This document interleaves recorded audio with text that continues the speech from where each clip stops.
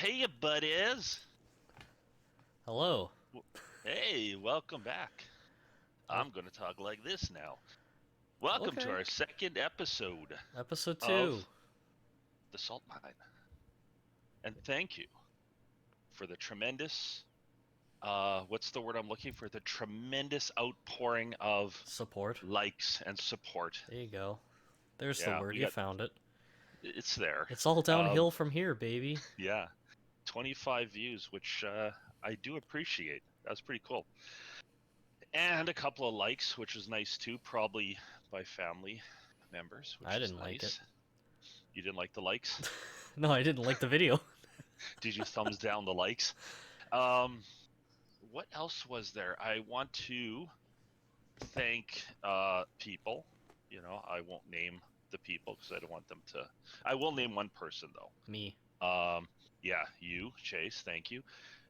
As usual, as we've said in the past, we're going to have a rotating, like kind of a rotating guest. Why do we keep saying Our that? our rotating guest this week once again won't come on because she's shy. It's kind of like it's going to become one of those things where 50 episodes in, it's just always going to be this person who just doesn't show up. Is that the gag? Is that the catch? It's going to be the gag. Yeah, it's sort of like what is it in Grand Tour? They had what's that guy named? The Spud. The What was that spud guy? the The spud? the race car driver, the Spud, the, the the Scud, spud the sting, right? Is that what he's called? the Sting, No. Wait. the s- the s- Now that you the said Lunk. spud, I can't think of anything but a You potato. can't think of his name, eh? The Stig, the The Stig. Stig. Sting was close. Sting is closer than Spud. Is it though? Yeah, it is. So I'd like to welcome Put in the everybody back. comments if I'm closer to Stig than Spud. Do you think any of these people are going to know who this Stig is? Surely someone will. Someone has to. Yeah, so thanks to Dave for helping us with the name of the podcast. Thanks, Dave. He could not believe that we actually picked it, but he really, I guess, overestimates us. He thinks that we actually have some creative ability and that we Nah, it was good, actually so we would. just stole it. It was good. It was good. Better than Rojogan Taking us. experience. Yeah, better than Roe Jogan. Yeah. So in this week's episode, we're going to be talking about automobiles again, which is going to be dedicated to our number one fan, Sue, who, when it comes to negotiating automobiles and whatnot, she's a disaster, and we'll discuss. Wow. She is gonna flip out. Called No, out. she'll like it. She'll like it. She likes the jabbing. She likes a little bit of jabbing. And then we're gonna talk about Alright. fast food, and then whatever else is. She likes a good jabbing. You know what I mean? Like a jib jab. A jib jab. Edit that out. Anyways, It's a no, alright. Yeah, anyways. it's a podcast. It It's a doesn't get edited. podcast. I'm not gonna edit out a joke.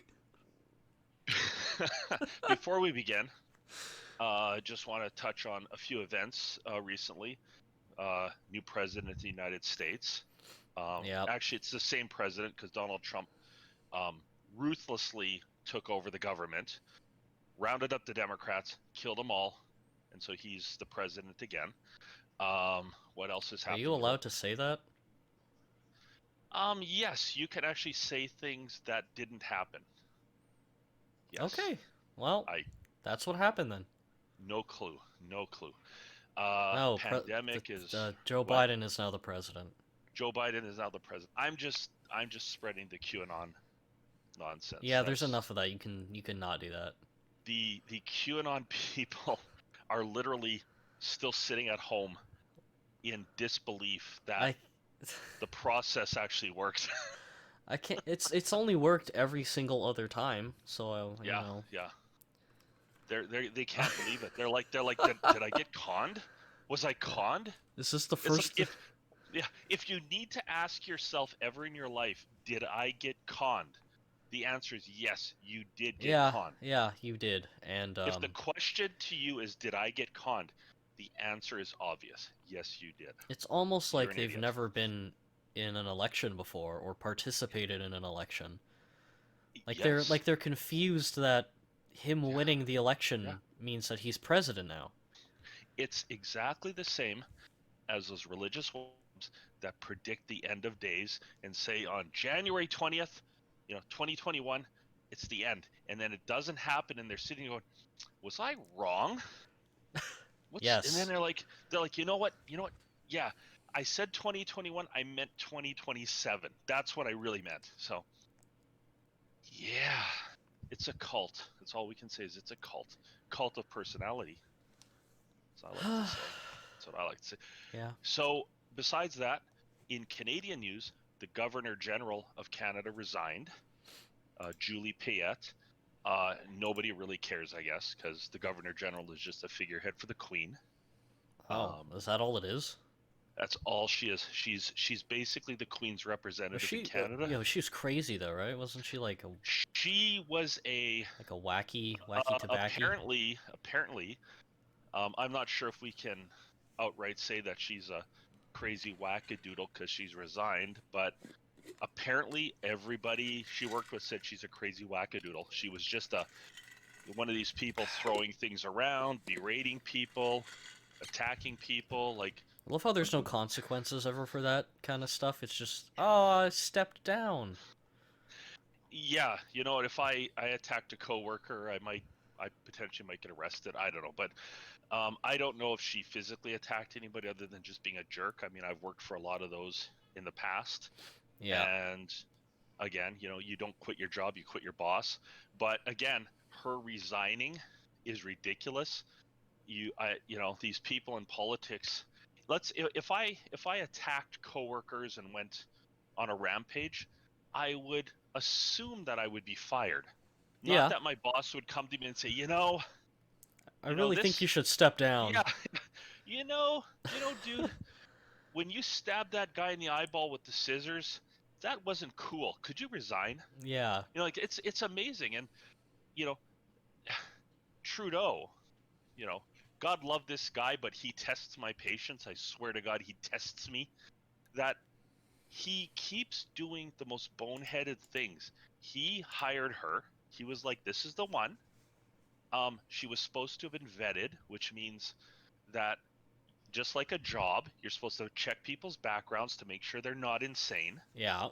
They obviously didn't do a very good job of that because the news found out that she was, what had all of this history that the government couldn't find out, or if the government did find out, they didn't care. And I mean, when she became the governor general, I thought that was pretty exciting. She's everything. She's like a physicist, an astronaut, uh, engineer, carpenter, builder, What? mathematician, phys ed teacher, Yeah, but it's like, what is, you name it, right? what's her actual job? What does she do? No one knows. So, Okay. um, so she was given the position. Then all this stuff started coming out. They asked Trudeau, "Do you stand by her?" He goes, "I absolutely stand by her." As all this stuff is coming out, so he looks like a damn fool, as always, Yeah. because he really knows how to like. All this dude has to do, like all the prime minister has to do is just keep both feet out of his mouth, but he just can't do it, and it frustrates me because he could be so much more popular if Mm-hmm. he didn't do bonehead things all the time. So Yeah. he stands behind her until she resigns. And now it's like, oh yeah, now maybe he's she ain't all that. now he's like, I don't condone her actions. But Exactly. you did. So You said you did. so yeah. So if my boss hires me and I'm a psychopath, that's on him or her, whoever my boss is. So Trudeau, it's on you, dude. You hired a whack job, Man. allegedly. So that's on you. So There's anyways, that. There's also that stupid pipeline there's a pipeline that apparently Alberta is crying and whining about. that's supposed to feed gas directly into my car. Um, This massive you know, pipeline. we've talked about this. I don't know how much time we want to spend on it, but I don't think um, we talked about this.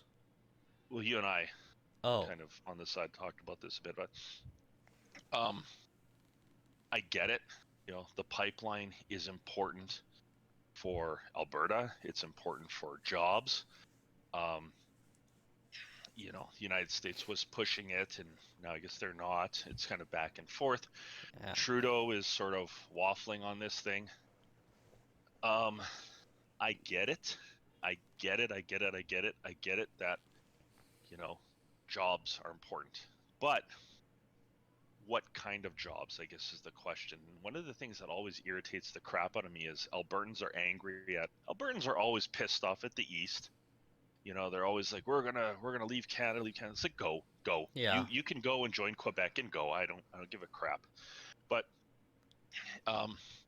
if you're angry Quebec, I don't want to even talk about Quebec. If you're angry Alberta, blame your own goddamn government. Yeah. Blame the conservative government that you guys have had for 100 years. Not now, but the old conservative governments. Because when things were going well there and very rosy, they had when oil was just like you could walk down the street and oil was shooting out of the streets, like it was just oil. Jobs galore, economy was booming. Over here in, the center of Canada or whatever, Manitoba, we're kind of looking at them going, is this sustainable? How long is this going to last? Our economy here is very diverse, and it never grows dramatically, but it never really shrinks dramatically. We just kind of keep We're pumping steady. along. We're steady. Yeah, and that's what happens when you have a diverse economy that doesn't put all of its chickens or eggs in one basket. Well, Alberta put all their eggs in one basket and said, we're all in with oil. As if oil was going to last indefinitely. Forever, yeah. And so they had a massive revenue. They had no sales tax. They were handing money out to the people, their hand over fist. It's like, oh, I got a $4,000 check from the government. They had no backup plan, nothing. Their backup plan was more oil. Yep. So your government effed you over. Your government said this is going to last forever. You bought it. So ask yourself, did I get conned? Did I get conned? Did I get conned? Yes. Yes. Yes. Because oil is not the future. It might be the future for the next, it could be around for 40, 50 more years. I mean, it's a big planet. There's oil in it. I don't think it's drying up anytime soon, but that's not the future. Yes. I don't think it's it not. is. It's not sustainable. No. Just like coal jobs. Not for the environment. Coal jobs are not the future. Not in the developed nations. If you want to worry about oil, maybe go to developing countries. Yeah. Go where it's more normal and regular to use coal there. They're going to need oil. Yeah. They're going to need coal. Here though, like why do we need coal here? What's the point? Yeah. For my train. I feel for people. Coal-powered car. But just like manufacturing jobs, they are not coming back. Yeah, they're going away. Manufacturing jobs are going to be done by machines, whether you like it or not. And you can feel free to comment and tell me I'm crazy and this is, a QAnon conspiracy, but it's a fact. And it's a sad fact. I'm sorry that, I'm sorry that things can't always be the same. But they're changing. I now know why old people get so disappointed and they're so sad. And this is why people die, I think. I don't think people die from old age. Yeah. I think people die because things change so much that they go, well, I'm done. I'm checking out. Yeah, that's conscious decision. I'm checking out. Because you know what? It gets to a point where you've seen, probably not. You get to a point where you've seen things change so much. Yeah. It's depressing. That you no longer understand the world anymore. You're like, well, this isn't what it used to be. This isn't what I thought it was, and exactly. So we're supposed to be talking about automobiles, but this is interesting. So you're right. I mean, this does factor into automobiles as well. It does. Alternative fuels. We can segue into it because. Yeah, well, you're not supposed to mention the segue. Oh, sorry. Edit that out. So. At one time, there were certain jobs that required, people to do very hard manual labor and stuff like that. And those jobs slowly went away. So it's not something new to us. It's something that's happened all throughout history. I mean, there's a reason why we don't have on every street corner a dude pounding on metal with a big mallet, just he's got this big fire going, he's pounding on metal, or a dude who's making horseshoes. The cornerstone blacksmith. Where were you guys in Alberta when the horseshoe guys went out of business? Yeah. Why aren't you concerned about them, or the guys that used to make the wagons that attach to the horses? You're always pretending to be cowboys there in Alberta, so yeah. Where's your horseshoe guys? So I don't know. I mean, it seems every generation has their challenge, and I think the challenge moving forward is how do we continue to, feed people, house people, clothe people, take care of people when the jobs are going away? Because not everybody can be a doctor, lawyer, computer technician. I mean, when you've got a facility running or a manufacturing plant running and it's run by 90% robots, you need people to maintain those machines, but you don't need 1,000 people in a manufacturing plant to maintain those machines. You need a few people. So what do you do with the rest of the people that are out of work? That's the challenge. Is everyone going to be working at a McDonald's? And then how long is that going to last?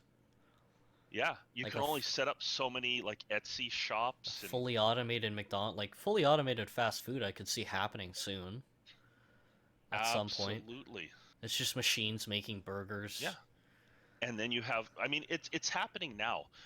You go to get your groceries, and it used to be beautiful back in the day. You'd go and there'd be 12 checkouts, all with human beings. And it's funny because we're in Canada. And when we used to go down to the United States, you go to a Target, Super Target or whatever, there was 15 checkouts with people. And so I think Americans are kind of slower sometimes to adopt these things. But in Canada here, you go into a store now and there's 2 checkouts and the rest is self-checkout. Yep, you're on your own. And you might have one person who's kind of wandering around, making sure you're able to function. The stupid machine doesn't screw up because you have to put the groceries on the stupid weight thing that they have, and if it's not the right weight, it gets angry at you. Yeah. So I'm always screaming at it, but they've forced us now to check out our own groceries. So the consumer is doing more of the work, it seems, and the consumer is now interacting with the machine. And so, like you said, we're going to see more of that. The McDonald's, they have those self-serve kiosks now. So usually when you go into McDonald's, there's one person behind the till. And then 4 or 5 kiosks, yeah. There's kiosks, or you order it online and you pick it up, which is very convenient, right? You drive through. Yeah. So, and that segues. Oh, I'm not supposed to say segue. That leads into the fast food thing. But yes, Alberta, I don't know what to tell you. Even if you got your pipeline, how long is that going to? Again, at some point we have to be looking towards the future. Where's the future taking us? And it's not pipelines. It's not. Yeah, it's not pipelining. it's not manufacturing. Oil. Sorry. No. Automobiles. What do we want to talk about? So we wanted to. So, dedicated to Sue and all of her issues when it comes to automobiles. Yeah. Do we want to start with the buying side or the probably the buying side? Yeah, probably. I guess you can talk about the buying side, since you're more experienced in buying vehicles than I am. Mm-hmm. Oh yeah, baby. I'm the automobile buying expert here. So, in my, I'm only 29, so I've only been buying vehicles for a little while. You're right. Yeah. Okay. 29. 29 3 times over. If you're 29 and I'm 23, how you would have been like? I told you your mother robbed the cradle. Yeah. Remember? Told you. You've aged considerably in your 29 years. I have aged a lot. So buying automobiles for quite some time, and yeah, I've learned a few things as I've been buying. So I bought vehicles by myself. I've bought with you. I went and helped Sue once buy a vehicle. It's an awful experience, and I shouldn't say that. The experience is dependent on you as a consumer. So, for instance, I know people that will go into the dealership and say, "I want this vehicle. I want to buy a whatever." And the salesman's like, "Yep, that's going to be 60. No, wait, 70,000." And the guide goes, "Fine, 70, or if it's 69, he'll say, round that up to 70." So I know people that will just walk in, cash falling out of their pockets, buy it for whatever, right? That drives me crazy. yeah. That's what a it, ripoff. it drives me crazy. But that is probably the most comfortable, pleasing automotive experience you can have, Mm-hmm. because you walk in there, you buy it for whatever they're asking, everyone's happy, And right? then you get a You're car. sitting Yeah. there. Yeah. So Yeah, but I I don't don't know know. where I I don't was know how going you with can this, but sit there and be like, I didn't just get ripped off. I don't know. here here's how I rationalize it.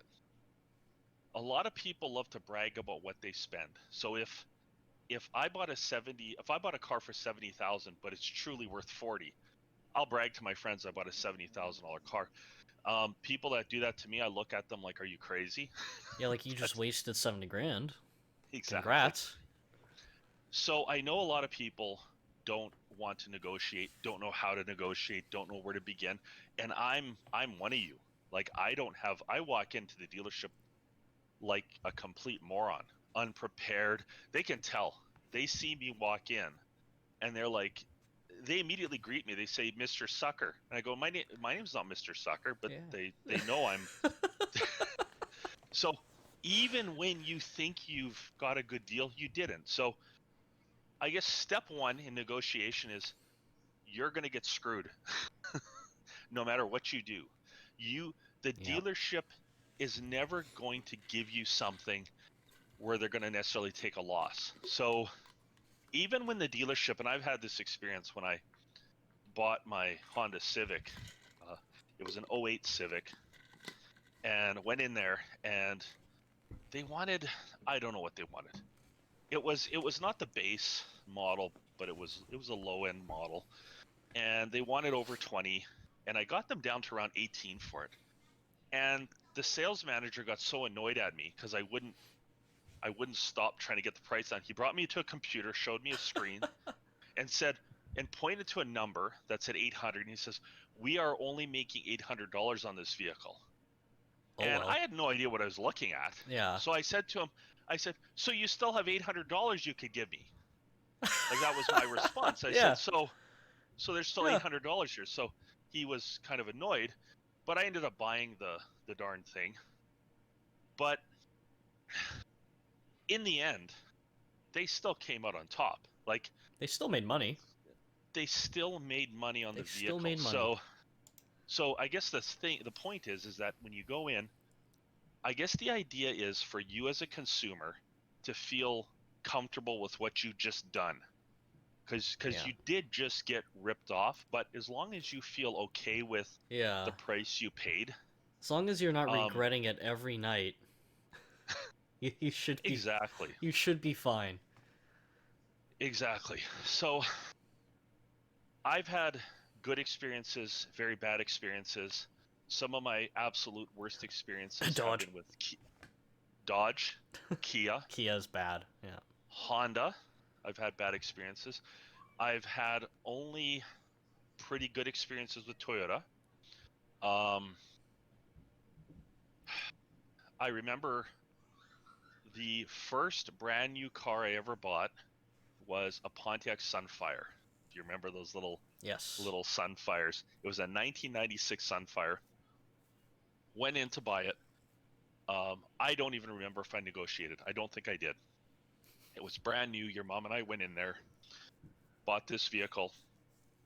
Of course, after I am like ready to buy it, salesman says to me, "So, you going to get an extended warranty on this? And I said to him, I said, why? Is your car going to fall apart on me?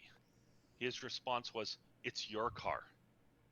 Wow. So I should have immediately, I mean, if you've ever salesman, and again, if you've had dealings with salesmen and you do what they want you to do, it's a beautiful experience. Mm-hmm. As soon as you become a little difficult, they really show their true colors. Oh yeah, they're all slime balls. Yeah, All of them. so it doesn't matter. There's been so many times when I should have just flipped them off and walked out because experiences like that. When I went to buy the and that's in regarding the warranty, don't buy extended warranties. No, don't do it. Don't. And we can talk about that when it comes to repair. Massive waste of money. Yeah, a coworker I worked with had a really good way of looking at it. He looked at an extended warranty sort of like a lottery. And you spend, I don't know what an extended warranty is, it can range. You can actually negotiate those too. So if they say, $2,000 gets you an extra year or two, you can actually negotiate that extended warranty. So I guess the thing is you have to look at a new vehicle and make a determination. How much of this new vehicle do you think is going to fall apart? Yeah. How during the warranty? How bad and how reliable is this brand that exactly this warranty is needed? Yeah, and if you get a Dodge, maybe, but we can talk about that. Typical cars have like a 3-year, 60,000 kilometer warranty, I think it is. Some have up to 100,000 kilometers on the powertrain, meaning the engine and transmission, against certain components. Yeah, not everything. A lot of these extended warranties are really slimy in that they might say, what? If you buy this extended warranty, you get 4 years, and you might go, oh boy, I get 4 years on top of my 3. Well, no, you just get 4. Yeah. But you already got the 3. just from the manufacturer, you get 3. So they're offering you 1 extra year for a shitload of money. Yeah. And in that 1 year, you would have to have over $1,000 worth of things go wrong in that car. So the question is, in looking at your odds, what are the odds of something catastrophic happening in that final year? Mm-hmm. And the odds are really low. So they just made a ton of money off of you. Yes, because I used to do sales, and the lettuce, is that a good word? The lettuce, the cheddar that I used to make was on the warranties. If I could sell an extended warranty, I could pocket that money, and I didn't like doing that necessarily. I didn't last very long as a salesman because I hated ripping people off. And because you have a conscience. Well, I refused to lie. They wanted me to do bait and switch, and I said I'm not doing bait and switch. So I personally, on a new car, do not recommend extended warranties because new cars are pretty damn good these days. Yeah. They generally will last quite a while. How many things do you know break within the first year, 2 years, even 3, 4 years? Very few things. And there's also such a thing as recalls. If there is a manufacturer defect on a vehicle, which I've encountered, I usually get a letter saying, bring it in, get this fixed for free, or they extend the warranty. My 2008 Civic had a condition where the engine, the engine might crack in half. Well, that was a huge deal. So they extended my warranty on the car for like 10 years for the engine. Oof. And so the way I look at it is, if something goes wrong with my car, there's a very good chance that even outside of the warranty, it might actually be covered, because it might be a defect in the workmanship of the vehicle. The other side is, if I spent, say, $1,500 on extended warranty, and I had, say, $1,000 worth of things go wrong in that 4th year, if I didn't buy the warranty, I'm still on top. Yeah. So, yeah, I've never had money. I've never had a situation with an automobile where an extended warranty would have helped me. So that's warranties. That's warranties, and I can even get into more about warranties. Yeah. So actually, when we had bought a 2005 Pontiac Montana because I needed a cheap transportation, and Pontiac surely was cheap. I bought it used. I bought it where it was getting close to 60,000 kilometers. So I think it was just out of the warranty period or whatever. In about a year, within a year, I was well over that. I was about 65,000 or more kilometers. The transmission started to act up. And now this is a used vehicle, and I'm having problems. So I brought it back to the dealership. They said, yeah, there's a problem in the transmission. I said to them, this is a defect on your transmission. I said, would you consider footing the bill for this? What they did in the end is they paid for like 75% of the repairs. I actually had to pay about $200 out of pocket, and they fixed the transmission. And as you know, up until we got rid of that vehicle recently, that transmission worked tickety-boo. Butter smooth, yeah. It was a great transmission. I didn't have to pay hardly anything, but again, and a lot of people who get these extended warranties find that they won't cover a lot of components. They won't cover a lot of wear and tear items, because you'll bring your car in and say, I have an extended warranty, and they'll say, yeah, but it doesn't cover this, it doesn't cover this, it doesn't. So I don't recommend it. It might be in your best interest to just go to the dealership if you have a problem and just whine to them. Yeah, maybe they'll crack and help you. If you're a pain in their ass, sometimes they'll do stuff for you. So that's that. Buying the vehicles now. So give you an interesting story. I went with Sue, this friend of mine, to look at a vehicle many years ago, 1,000 years ago. I think it was a 2007, 8, something like that. It was a Nissan Versa. I think she was looking at the Sentra or something, but yeah. we ended up in a Nissan dealership. She wanted my help to negotiate. And of course, I talked myself up as this great negotiator, but I don't know what I'm doing. all I know is I'm going to go in there and see how much money I can shave off of it. So we get in there, and it was funny because I don't even recall if she test drove it. Everything's a blur, but we ended up in a situation where she wanted this Nissan Versa, but she wanted for the price that was on the windshield of a different vehicle. So there was a vehicle sitting in there that had $14,000 on the windshield. Yeah. And she wanted this Versa, and they wanted more money for the Versa. So she's sitting there, she points at the car and goes, I want that car for that price. And I'm kind of watching her. I'm looking at her because I was supposed to be the negotiator, but I wasn't doing anything. You're a spectator at this point. Yeah, I think they were offering like they were like, well, we'll give you the car for 16. And I thought that was a really good price, 16,000 for a new car. Yeah.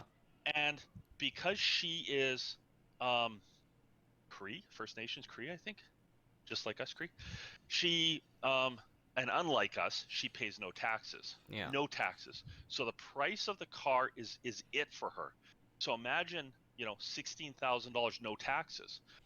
So there's like maybe a couple thousand that would normally be on top of that for taxes. So the salesman's trying to get her to buy this car for 16. I was at first on her side. Then I moved and I stood beside the two salesmen. So there was 3 of us facing her. All of us saying, buy the car. So I was like, Sue, just buy it. Like, because I'm useless. And she goes, no, I want the car for that price. Oh, you went like good cop, bad cop on this. I went from her side to their side because I felt bad for them. I'm like, holy shit, she's a hard ass. Metaphysically or whatever you want to say. But, metaphorically, metaphysically. And metaphysically. I'm a mush mouth. And so they weren't willing to budge, and we all left and went our separate ways. She left. I stayed and sold some cars. Just kidding. And the next day, funny joke. I talked. Huh? Said funny joke. Huh? The next day, old man. They call her. Yeah. And they say, we'll give it to you for 14. So she got her car for her price. So, wow. Wow. And it was all due to me. All due to me. Yeah, was it? Yes, yes. Well, you have so many great tips. I do. A great what? Oh, Great tips. tips. Thanks. And that was that experience, which I found kind of humorous. And now she's purchased another vehicle. I think she has a Hyundai something, but she did not include me in the process. So I wonder I why. have no idea how it, how it went for her, or Probably if I went could have better. helped. Probably better. Now, when it came to buying our minivan, that was ugly. I don't really want to get into too many of the ugly details on that one, I but remember that. I remember that taking a long time. yeah, so I bought a 2014 Grand Caravan, and that was brand spanking new. So I don't know what I was thinking. Is I that the did newest know, car we have? yes, Oh, yes, okay. newest but not best, unfortunately. So I can't remember why I wanted it. Who knows? Who knows? It had a bunch of features in it and stuff. Yeah, for Convenience some stuff. reason, for Dodge loves their convenience. for some reason, I ended up test driving out in Steinbach Yeah, I remember that. a 30th anniversary Grand Caravan, and I liked it. It had a lot of features. It had like a backup camera. I mean, you're talking about a guy who's really had old vehicles up until then, and backup camera. It had a really nice infotainment system. Not really nice. It had a good infotainment system. Navigation. Um, I don't know what else it had. It had a lot of features inside of It's it. got the DVD player. Yeah, I remember talking to the guy. Yeah, it had a DVD player actually for a screen in the back. I Yes. talked to the guys at work about this, and one of them made a good point, and I agreed with him. He says, if it was a used Dodge or Chrysler, I wouldn't go near it. He says, you have no idea. Like, first of all, they don't have a good reputation to begin with. Second of all, you don't know how somebody's going to have treated it, Yeah. which is absolutely right. So he says, if you go brand new, at least you know who drives it. I'm like, yes, I do, me. So I was like, okay, what if I buy one of these? And I was looking, and they had some pretty good deals here, like $25,000 for the Canadian Value Package, which is just a base Caravan. It's got like nothing in it. The one I'm looking at is like a little bit fancier, the 30th anniversary SXT or whatever they call it, which Yeah. has a few extra options, plus a nice interior. Some fakey leatherette, The faux leather that's cracked faux and leather that breaking. completely fell apart. And when we looked at it in Steinbach, I can't remember what they wanted, 30 something thousand for it. And I was like, yeah, okay, I'll buy it. And we didn't get rejected on the financing, but the bank wanted us to give them $10,000 down. Jesus. And my response was, okay, see ya, forget it. Bye. Like, yeah, bye. So few months went by, and we ended up at Winnipeg Dodge because they had those stupid vans again. And I should have just said forget it, but I ended up negotiating with the salesman. So let me tell you about all the things that I did that you guys should not do, and then I'll tell you further. So I went in there not really knowing. I knew what I wanted. Like, I knew all the features. So you got to know what you want. Second of all, you got to know what numbers you're working with. Yeah, tip And that's number one, always do your research. do research. Yeah. They always say do not work based on payments. Salesmen want to know what your payments are. Don't fall for that. Unfortunately, it's hard not to, because they don't want to disclose the price of the vehicle, because as soon as they give out a price, you have an idea where you're working from. Yeah. Payments are, here, when I was sitting there in the negotiating with this dude, with this pain in the ass, this woman came in to sit at the desk beside me with the salesman. She had literally just come into the dealership, sat down with the salesman. Salesman's like, what car are you interested in? She was interested in a Dodge Dart.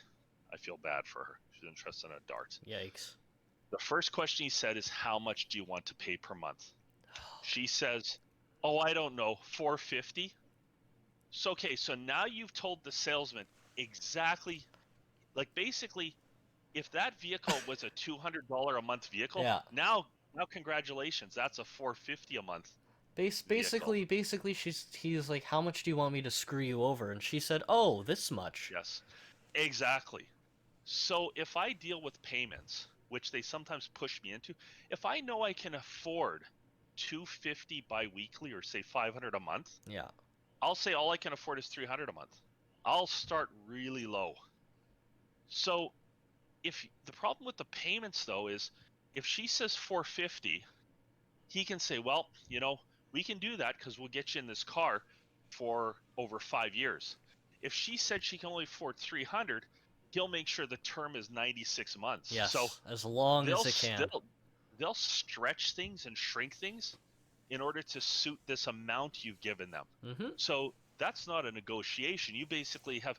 So that's the example I was saying of a pleasant negotiation. She sat down and says, I'm willing to give you all the money I have in my purse in exchange for a vehicle. And I sat there and I went, oh my God, I'm watching this woman just get screwed over as I got screwed over. So then the salesman's like, sir, are you listening to me? And I kind of turned my focus back to him.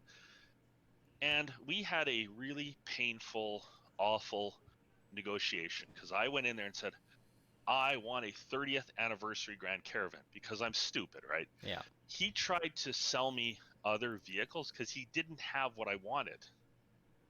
And I ended up picking the wrong color. Like I was just being really stupid. So the first thing was to find a vehicle. So yeah. he's showing me other vehicles. And I'm saying, no, I don't want this. I don't want that one. I want this one. Yeah. Because he showed me a Grand Caravan that had I don't know if you remember, had a completely black interior. So it was the darkest interior ever. It was very so dark. And I said, I don't want this. Then he's like, well, how about this? I said, it doesn't have nav. He goes, I'll buy you a nav. You can stick it to the window. I should have just walked away because this guy was a clown. So, and of course I don't, because like I said before, unfortunately, some of the most miserable dealings I've had are also the ones where they're willing to haggle. Yeah. And that's a problem because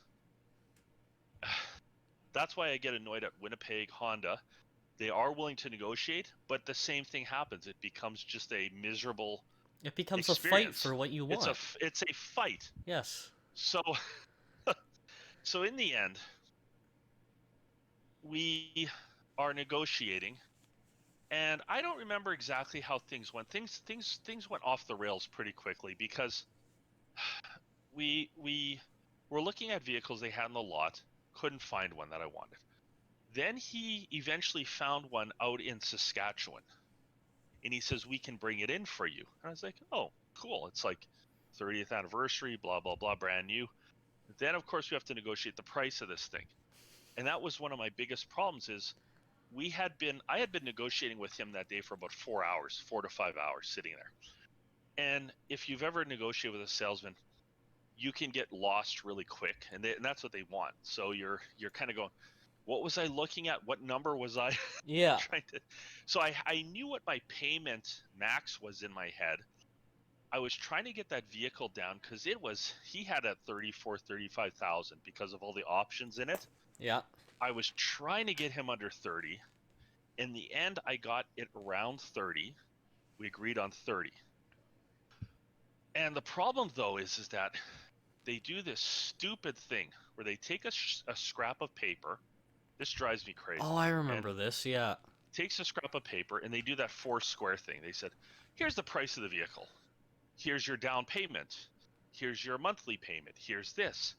So he would write things down on there, or he would say, what do you want to pay per month? I'd say, this is my payment. This is what I want. This is what I want. Then he'd leave for 15 minutes and go talk to this imaginary sales manager. And that drives me crazy because it's like, you're wasting my time. It's like, if you cannot make decisions, then put me in touch with the person who can make decisions. Yeah, just sit me in front of the guy who's going to sell me the car. So he comes back. He says, "Well, we're willing to do this," and it was not at all what I wanted. And he says, and so he's expecting me to counter. So if I said I want my payment to be $200 biweekly, he says we can do $250 biweekly. He says, "What's your counter?" And so I scratched it out, and I said I want it to. So I just kept putting my numbers down. Yeah. I wasn't going to go up. I just kept writing my same numbers down. I said, "I'm not negotiating this with you." He'd go away, and so after about 5 of those back and forths, he my number stayed the same. His number kept coming down, and I was getting pissed because it's such a bullshit game. You know, he can't. He won't just. He just won't actively negotiate with you. He's just like, write your number down. Now I'll go away and write my number down, and come back, and then you write your number. Like it's like a game you play in high school or. It was telephone, and Yes. so then he comes back from the sales manager, and I can't remember. I don't know if you remember this, but he had 3 things written down. It was like I can't remember what they were, and I really wish I could. There was like option 1, option 2, option 3, and it was like he's like, check one of them. Oh God. So I took my pencil, crossed them all out, and I put option 4. This is what I want. And he was like, "What?" I'm like, "Yes. This is how you negotiate. Yeah." I'm like, "You're not telling me what my 3 options are. I'm telling you what I want." And so I guess in the end, I got the vehicle. The price we negotiated was more in line with what I was comfortable with. Yeah. So will I say I'm happy? I'm absolutely not happy. I was so miserable, stressed out, and angry at that. And I wouldn't have been if I had just paid what they wanted. So something to keep in note is if you don't care about that. But I just Yeah, sometimes it takes yeah, it takes effort to save a buck. It does. Yeah. And I wish it didn't have to be like that. I've had negotiations with, say, Toyota, and had a really pleasant negotiation. I've had Mazda's some really been pretty good. Mazda was fantastic. Ford was one of the absolute worst experiences I ever had. I literally had the 2 salesmen, sales manager. I had 3 of them in an office with me. I was unwilling to budge on a car. The sales manager got up and walked away from me. Didn't say, "Oh, we cannot come to an agreement." No shaking hands. He walked away. And I was like, I will never set foot in this dealership ever again. Yeah. If you're going to act like such a prick to your customers, like a child, yeah. Like the dealerships are screwing you over. If you try to negotiate and they don't like it, they get butthurt. Yeah. Like I get it. You're running a business. You're trying to make money on this. But you know what? Screw the lady over that wants to pay $500 a month. I don't want to be the one screwed over. I'm not the one actively getting scammed or trying to actively get scammed. Yes. I want the car at a reasonable price. Yes. So we negotiated an amount, and I said, I like that amount. Then they want a down payment. They want some money down. They're like, "Yeah, just give us a couple thousand." In Manitoba, if you give them money, they have no obligation to give it back. So if you negotiate a car deal, they want you to give them money sort of as we'll hold your vehicle, but it's also a way for them to lock you into the negotiation, because if you try to pull out, that's what she said, then they can keep your money. So and then you're stuck. You're stuck being like, well, do I keep going with the deal to get my money back, or do I just take the loss? So I said, I'll give you $100, because I will never give them 500, never give them 1,000, nothing. Another trick they say is if you're going to put money down like that, you can do it on your credit card. That way, if they try to hold it, you can contact the credit card company and get it Get it back. get it back. Yeah. Yeah. So don't give them debit money or cash or anything like that, and give them as little as possible. I'm even debating when I buy again if I will even give them any money, because as soon as you agree to the deal, they want you to initial the paper, shake hands. That's not the deal. That's not the deal. That's just you saying, yes, those numbers look good. You haven't really agreed to anything, because you still need to pay for the vehicle. It needs to be Mm-hmm. financed. So why put money down on the vehicle if then your next step is to go into the finance manager's office, who is just another salesman. Yep. He's there to try to upsell you on warranty, undercoating, other bullshit. And speaking of other bullshit, one thing that got me really annoyed was Honda is especially bad for this. If you've ever dealt with Honda, they have this scam where they etch the windows. Some of them etch the windows. Some of them put barcodes on the panels inside the vehicle. Toyota does that bullshit. They put what they do is they try to sell you this additional insurance that you have a hard time getting out of, because they etch the windows, which means they put these little stamps in the glass and on the body panels. When they do that as soon as the vehicle arrives at the dealership, and then when you go to buy the vehicle, they tell you, oh, it's an extra $200 or $300 for this etching. Oh, that is. Oh, that That is so is that slimy. it's scummy. That's Toyota does this. disgusting. Ew. Toyota does it. Honda does it. I don't know who else does it. Oh, shame on you. And so when Honda did that to me, I said to the sales girl, I said, I don't want it. I didn't want it. Yeah. I no. How does Jon Snow? I don't want it. But she's my queen. She's my queen. My I queen. don't want it. Oh God. McQueen. Steve McQueen. Terrible season. Yeah, And but that's the gross. sales lady says to me matter of factly, "Oh, you have to take it." And I was like, "Oh." Oh. I was like, "Back up, bitch." I put my hand out. I was like, "Back up, bitch." I says to her, Okay. I Yeah. says, "I don't want it."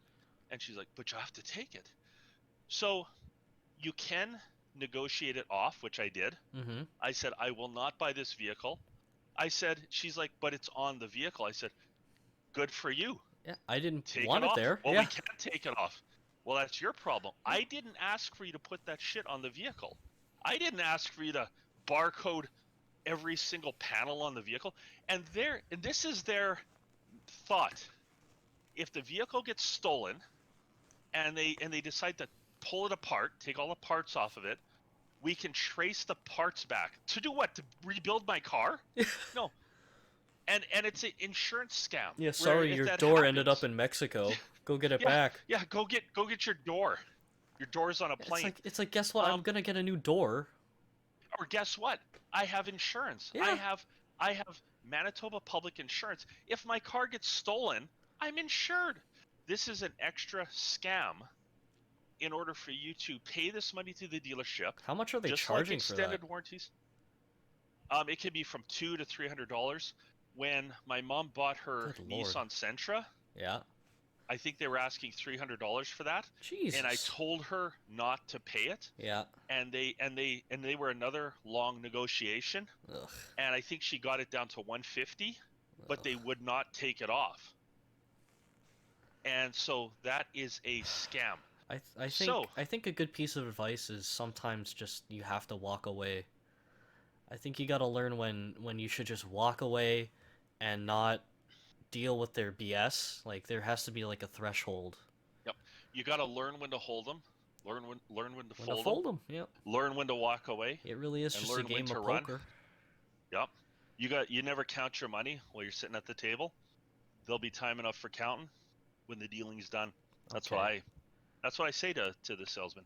Congrats. So anyways, at least with my Grand Caravan, they don't have etching Yeah. because no one steals those. No Who one would wants- want one? I've tried to pay people to take it. No one wants it. So we're all good, right? So we're all good. I Yeah. give the guy $150. I'm feeling good about myself. Actually, I wasn't. I was exhausted because he was killing me. We're all done. It's the end of the day. We walk into I think it was too late for us to go and do the financing. I can't remember. Everything blurs, right? Yeah. You just need to know that this negotiation took over a week. Over a week.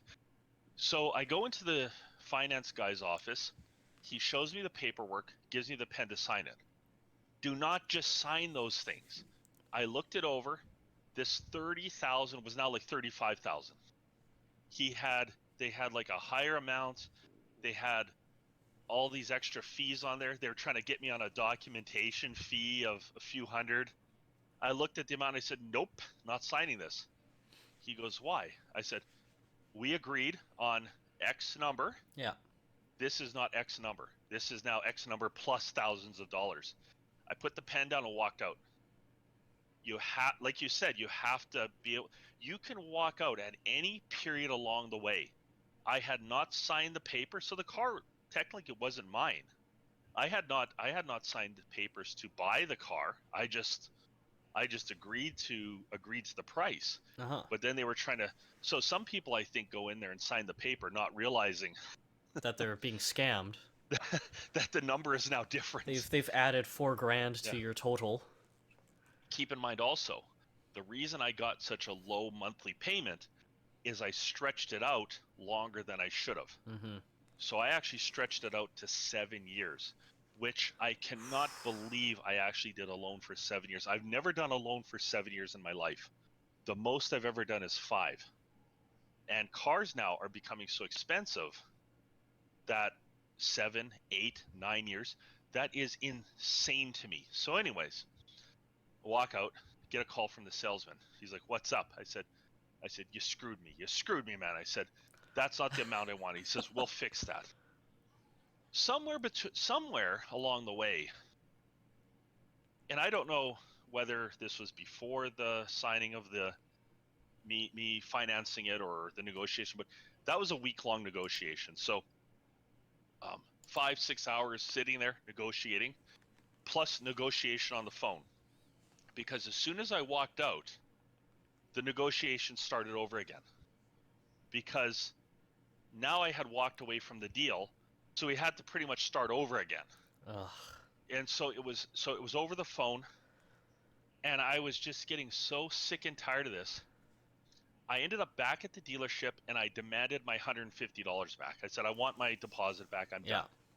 He didn't want to give it to me, but he wouldn't say no. He never said, I'm not going to give it to you. He's like, why? So I knew this is going to be yet another fight because he doesn't have to give it to me. No. Could you imagine if that was $2,000? I would have had no choice but to buy a car. Or just walk away and lose $2,000. Yeah, I would have felt more comfortable walking away losing $150 than $2,000. I wouldn't have, but it's better than $2,000. So, in the end, I sat down. It was ugly. I was pissed at him. I was so angry. Finally, we got the mount again. Got it financed. I signed it, and everything was hunky dory. And eventually, my stupid van got here. Yeah. And that was over a week of unpleasant, miserable negotiation. I remember I'm pretty sure you dropped us off at Grandma's just so you could go to the Dodge dealer and negotiate some more. Yes. I remember that. There were multiple negotiations. I remember you coming back and being like, oh, I'm so tired. It's mentally exhausting. So I guess my advice is for myself for the future is don't be me when you do it. Don't be a lunk. Don't be stupid. Know the amounts. Know the amount of the car. So one thing that I don't do that I'm going to start doing is knowing what the dealership paid, if I can get that information. Because when you go to buy a car, the amount that they want is called the manufacturer's retail selling price, MSRP, something like that. This is the amount of money that they hope to get for the car. So when you go online and you see MSRP of $50,000, that's what they really would like you to pay for it. Mm-hmm. And if you want to pay that, by all means pay it. But you're getting screwed. You're getting majorly screwed. They're upselling. Absolutely. If you know what the dealership paid for the car, which is the invoice price, that's a place you can work from. Trying to work, I've always worked from the MSRP, which is the high number, down, and that's difficult because I don't know when to stop. Yeah. But usually the dealership will tell you when to stop. Like with the Civic, when they said they only have $800 left, and I was at about 18,000, I was like, okay, that sounds about, I was satisfied. I was Hmm. like, okay, that's good. Um, but next time I'm going to know a number of things. I'm going to know, like I usually know what I want for my maximum payments to be because I don't want to go over a certain amount. And I always lowball that. So when they come in and say, how much are you willing to pay a month? I always say something like, yeah, $100 a month, because, and then they look at you like you're crazy, and I'm like, well, that's a stupid question. Yeah. You're Why asking would me you what ask me I then? want to pay. Like, you're asking me what I want to pay. I'll tell you a super low amount. Oh, you want 50,000 for this car? What do you think I want to pay? I want to pay 10,000. Don't be stupid. Just let's, Preferably, I'd like to pay nothing. yeah. I'd like to Like take the car. when I walk into these dealerships to negotiate, I try to tell them right ahead of time. I said I'm not looking to get screwed over. I just want us to negotiate something fair. But it always ends up stupid. Yeah. It goes sideways. So if you know the invoice, then you know sort of the starting point. But apparently you can get lower than invoice because there's other holdbacks and other things that the incentives that the dealerships get. Hmm. So I guess the bottom line to the folks out there is don't pay full price. When you and I went to buy your Mustang, which was a used Mustang, they wanted 16 something or whatever for it. Yeah. We ended up getting it for over 5 years, which I think is a fair That's a decent time. term, Yeah. a fair term. And I can't remember how much they wanted per month for it, but we negotiated that down. Yeah, they wanted something like over 200 bi-weekly, and we got it down to like 196 or something like that. Yeah, yeah. And I mean, it was a nice. He basically said, "Here's what it's going to be." I said, "That's too much." You said I had like kind of a poker face, or I Yeah, just kind of looked you at were him. just like too much. Yeah, I want and then it less. went down. Yeah, and then he I think he went and talked to the manager, and we're like, okay, here's the new number, and it, yeah, it was super easy. And even at 16,000, that was It a was a good good price. Their price their asking price was actually a good price. So it was hard for me to be too nasty. to give them too hard a time because you're like, this is Yeah, already a good deal. exactly. So Yeah. I felt pretty good about that. So that was purchasing, but you also have to look at purchasing versus leasing. And I've done both. I've purchased and leased. Can hear All I him. can tell people is if you can avoid leasing, Can hear do mom it. sneezing. Oh yeah, I Can, heard that I too. It's can like hear it. she's always got to be like, Sneezing. it's always about her. So if you can avoid leasing, avoid it. Leasing is basically like renting the car. But I mean, even if you buy the car, you're still renting it from someone. You Yeah. don't really own it. You own it, but you don't. You own it, but you're paying the bank back for it, or you're leasing it and paying. Leasing is a cheap alternative because it you can have a short term.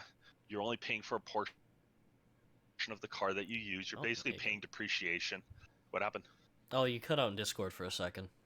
Oh yeah, my laptop's sleeping here. Um, Leasing is good in terms of I want to buy a Mercedes something something. It's $70,000. Gee, I don't have 70, but I do have partial. I have a little bit. Yeah.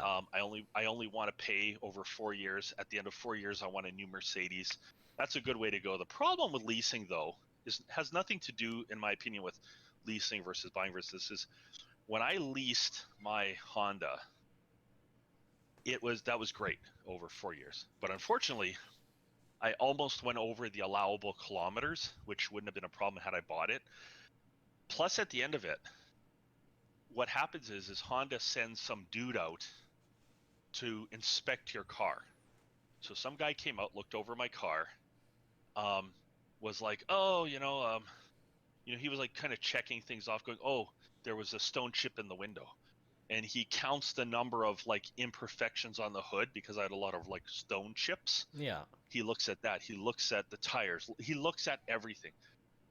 He went away. He gave me a sheet, says, "Yep, everything's fine." I signed it.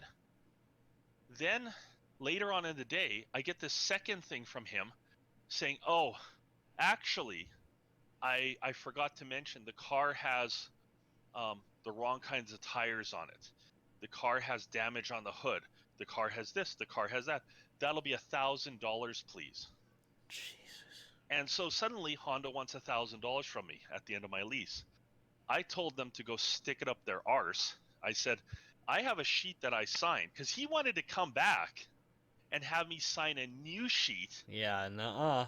Say, "Yes, I agree to be screwed in the arse." I said, "You know what? Here's my suggestion. You go to hell, and I pay nothing." And Yeah. so I fought that. I fought it and won because I said, "This guy effed up." I said, "If you want $1,000, get it from him." That was my experience with leasing, and it was not a happy one because you drive a car for 4 years, there's going to be wear and tear on it. The thinking is you drive your car for 4 years, you're returning it in pristine condition. Yeah, If not, we're no. going to charge you for it. And I felt that I was being screwed by Honda the way you're screwed when you rent a vehicle and they sort of go, "Oh, I see a stone chip. I see this. I see that. You're going to have to pay for that." I think Honda was just trying to pull some more money out of Oh me. yeah, they were trying to pull a fast one on you and get Yeah. some extra moolah. So, as Especially much as especially since he initially came there and was like, "Yeah, you're all good." And then yeah, you get another yeah, call and he was like, "Oh, actually, cuz clearly yeah. his boss or manager was like, "You have to get some Somebody was money out not of this happy guy." with that. Yeah, Yeah. yeah. Somebody was not happy. And so my experiences with Honda have been generally negative. I dislike Honda. I dislike the salespeople. I dislike the service. I dislike Hondas. My experiences with Toyotas have been generally favorable. Um, because I've got a Toyota now, I almost never have to have it serviced, so I Yeah. don't even know what their service is like really, because it just works. Um, but it was a good experience. So it's interesting. If you want to negotiate and want a miserable experience, go to a Honda. Go to Dodge. Yeah. Um, Kia. Kia's. I have a completely other story regarding Kia. I don't think we're going to get around to our other. We are over an hour. We're over an hour. So Kia, I wouldn't even Go near. go near them anymore because I had a very bad experience with them where when I was buying the Civic, I went to look at Kias because Kia had a little car. This is like way back that I thought was a really nice little car. I got an opportunity to test drive it. Everybody was happy. I was trying to trade in my old Accord, that old crappy Accord I had. Oh, ugh, yeah. So they had my Accord. They let me take the Kia overnight, which was really wonderful. I get to drive this thing, driving this little Kia around. But I had told them when I got there, I said, "I want to compare the Kia and the Honda." And they said, "Absolutely, we'll let you test drive both." I'm like, "That's awesome." So I test drive the Kia, come back the next day to get my car back. Yeah. They wouldn't give me my car back. They're like, "Why don't you What? take a Kia?" They're like, "Buy a Kia." I said, "I want to look at a Honda." Is that legal? Can Uh, they just keep your well, car? well, I mean, if they did keep it, I would have done something. But they Probably call the police. it started with one salesman, then there was two salesmen, then there's three salesmen, all blocking the door, didn't want me to leave. I said, "Give me my goddamn car Yeah. now." Got my car, drove over to Honda, bought a Civic. Because and I was floored at how Kia's mentality is they barely they I couldn't get them to even I wouldn't even negotiate with them because it never even got to that point. It's so ass backwards there. It was so aggressive. Like we're talking like almost physically aggressive. It's aggressive to the point where it's extremely off-putting to even want to step foot in a Kia dealership. Yes. And the last time you and I stepped foot in the Kia dealership, we had a similar experience where I they could kind of I could I could feel the aggressive nature of the yes. salesman. And Yeah. Yeah. and Yeah. all I wanted to do was sit in the cars. Yeah. And I And don't know. they're like buy it, buy it, buy it, buy it. I'm like, no, go away. I don't know if I could ever buy a Kia with that kind of Yeah, behavior. I mean, it makes me not want to even think about the brand anymore.